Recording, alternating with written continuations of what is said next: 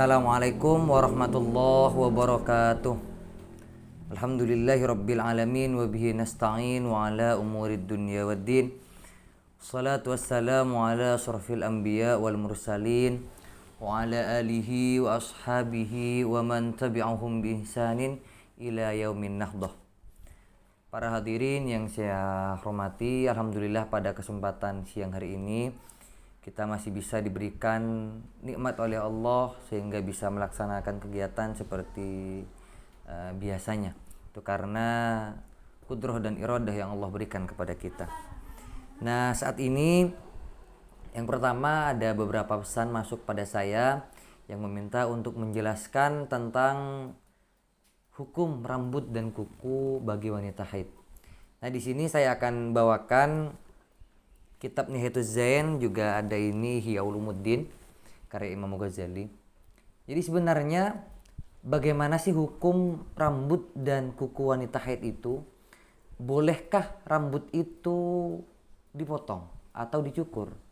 Atau bolehkah memotong kuku ketika haid? Atau apakah rambut yang rontok itu harus kita kumpulkan dan kita bawa ketika mandi besar? Nah, maka di sini dijelaskan dalam kitab Nihayatul Zain juz 1 halaman 31. Yang pertama, waman lazimahu ghuslun yusannuh lahu alla yuzilah syai'an min badanihi walau daman aw sya'ron aw dhufron hatta yaghtasilah. Nah, jadi kata musannif, kata pengarang kitab Nihayatul Zain, yakni kebetulan ini karya ulama Nusantara Syekh Nawawi, barang siapa yang wajib atasnya mandi besar. Jadi barang siapa yang memiliki hadas besar, nah gitu gampangnya. Yusannuh lahu alla yuzilah syai'an min badanihi. Disunnahkan baginya untuk tidak menghilangkan sesuatu dari badannya. Apa sesuatu tersebut? Walau daman au sya'ron au dhufron. Meskipun darah ataupun rambut ataupun kuku. Jadi memang disunahkan agar tidak melepaskan rambut, kuku, bahkan darah sekalipun dari tubuh kita ketika sedang junub. Nah, junub ini tentunya bukan hanya haid, nifas, dan istihadah, tapi juga berlaku bagi laki-laki. Jadi bukan hanya khusus wanita saja, tapi bagi orang yang junub, baik bagi laki-laki ataupun bagi perempuan. Baik sebabnya adalah nifas, haid ataupun lain-lainnya. Ini yang junub. Maka disunahkan untuk tidak membuang sesuatu dari tubuhnya, yakni membuang rambut, kuku ataupun darah dan lain sebagainya. Alasannya adalah li'anna kulla juz'in ya'udu lahu fil akhirah. Karena setiap bagian dari tubuh kita ini akan kembali kepada kita di akhirat kelak. Falau azalahu qoblal ghuslih ada alaihi al-hadasul akbar. Ada alaihi al-hadasul akbar tabkitan lisyahsi.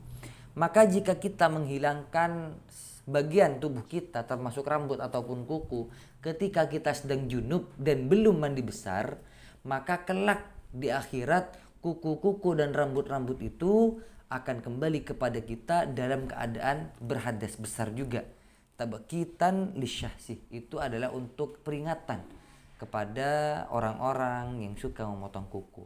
Namun sekali lagi para hadirin, hukumnya adalah sunnah. Hukumnya adalah sunnah. Sunnah, tidak haram. Jadi apabila ada yang mengatakan tidak boleh, haram, maka itu jelas keliru.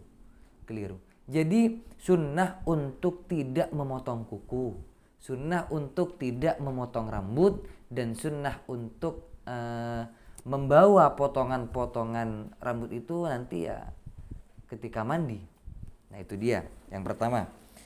Yang kedua, dari kitab Ihya Ulumuddin juga menyampaikan hal yang senada, bahasanya Imam Ghazali, wala yanbaghi ayyuhliqa aw yuqallima aw yastahidda aw yukhrijad damah aw yubayyinah min nafsihi juz'an wa huwa junubun turaddu ilaihi sa'iru ajzaihi fil akhirah fayauduh junuban. Nah, mungkin kira-kira maksudnya sama lah ya. la yambaghi, tidak sepantasnya, tidak siokianya. Nah, jadi hukum memotong kuku, memotong rambut dan mengeluarkan darah dari tubuh, misalkan membekam ketika kita sedang junub, baik junubnya itu sebab haid, nifas ataupun lainnya, baik bagi laki-laki ataupun perempuan, itu hukumnya makruh. Nah, ketika kita tidak mengerjakannya maka itu sunnah. Jadi tidak memotong rambut ketika haid itu sunnah, tapi ketika memotong rambut ketika haid atau junub itu hukumnya makruh. Nah, untuk alasan kelak di akhirat akan dikembalikan secara junub juga, nah itu sebenarnya masih ada khilaf ulama. Ulama yang lain berpendapat, salah satunya dalam Syarah Hawashi Syarwani, itu Hasyiah Hawashi Syarwani itu menjelaskan bahwa yang dimaksud kembali di akhirat itu bukan rambut ataupun kuku itu, tapi adalah juz'un munfasila, anggota-anggota tubuh yang terlepas seperti tangan kalian, misalkan seperti tangan. Nah itu memang harus dimandikan. Jadi kalau cuma rambut meskipun ikut dimandikan nggak masalah, nggak akan kembali di akhirat dalam keadaan junub. Itu menurut kitab Hawashi Syarwani. Nah, para hadirin, lalu bagaimana solusinya? Himbauan saya bahwa bagi wanita yang sedang junub ataupun bagi laki-laki yang sedang junub, jika tidak menyusahkan, tidak merepotkan, maka sebaiknya tidak memotong kuku, tidak memotong rambut. Namun apabila dengan tidak memotong kuku dan rambut itu menjadi mudarat bagi kita, misalkan pasangan kita itu kebauan atau apa, tidak nyaman, atau yang ibu-ibu yang punya bayi takut kukunya terkena bayi, maka lebih baik potong saja, karena ini hanya hukumnya sunnah makruh. Sunnah kalau tidak dipotong, makruh kalau dipotong. Nah, lalu bagaimana ketika rambut kita atau kuku kita yang sudah terlepas tidak ikut dimandikan? Itu tidak apa-apa. Itu tidak apa-apa. Karena menurut kitab, karena masih ada perbedaan ulama, menurut kitab Hawashi Syarwani tidak masalah.